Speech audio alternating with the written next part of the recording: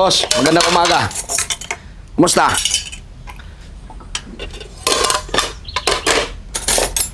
Wala. Nagkabati na kami ng tanggal. Ha? Boss! Huwag ka pumayag. At sino ka? Boss, kain tayo, boss. At kumain ka pa talaga na walang pahintulot ko. Boss, alam mo, paano kung anong mayroon ka ngayon? Mabahagian mo pa siya. Mag-isip ka, boss. Tama ba ako mali? Boss! Hindi mo masama? Oo. Huwag na, boss. Masakit na. Ito, kabila ba? Oo na, tama na. Boss, kumain na dyan. Salamat, boss. Ang sarap-sarap ng luto ng katulong mo, boss. Ano ba katulong pangalan mo, boss? Katulong mo, anong pangalan? Bigay ko sa'yo. Okay. Pati yung katulong ko. Oh! Boss, seryoso lang, boss. Huwag ka mababati doon, boss.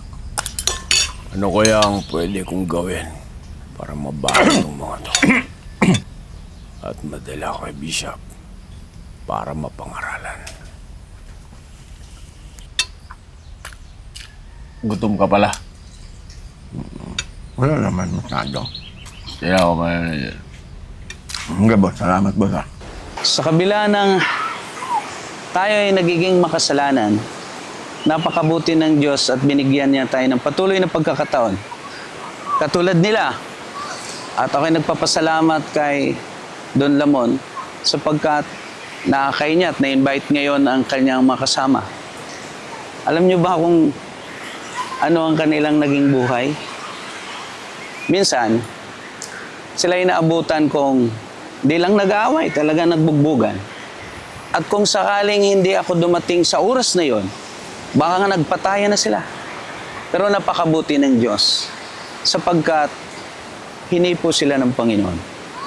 At nakita ko naman na doon sa aking pangangaral, na bless sila. At salamat sa Diyos sapagkat sa panahon na yon, sa oras na yon, nagkasundo sila, nagkaayos sila. Ano ang ibig ko sabihin? Nariyan ang Diyos. May Diyos tayo. May Diyos na nagmamahal at nagmamalasakit.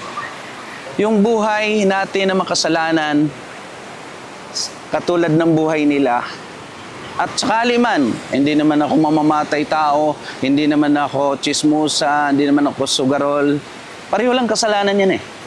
Pero ang ibig ko sabihin, gaano man kasama tayo, mayroong Diyos na nagmamahal at nagmamalasakit.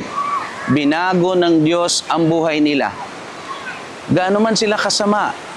Tingin natin, masama ka lang ginagawa, di sila mabuting impluensya sa ating kapaligiran, nakikita sila marahil ng tao na nag-aaway, nagbugbugan, o magpapataya na. Pero tingnan nyo naman, may Diyos na nagmalasakit. Binago ng Diyos ang buhay nila. Nagkaroon sila ng pagkakataon na sila'y magbalik loob sa Diyos.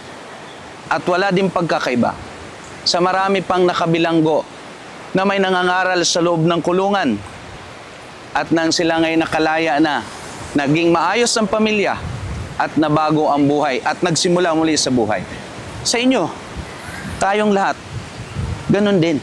Kung sila'y binago ng Diyos, babaguhin din ng Diyos ang buhay natin. Sila, gano'n man sila kasama, gano'n man ka makasalanan sa tingin natin o sa tingin ng lipunan, binigyan ng Diyos ng pagkakataon. Bawat isa sa atin, may kanya-kanya tayong nagagawang kasalanan, suliranin. Ulitin ko, hindi man gano'n ka bibigat at kalalaking kasalanan, pareho lang yung kasalanan. Ngayon, dalangin ko sa Panginoon na tayo makapag-isip-isip, makapagpasya na magbalik loob sa Panginoon.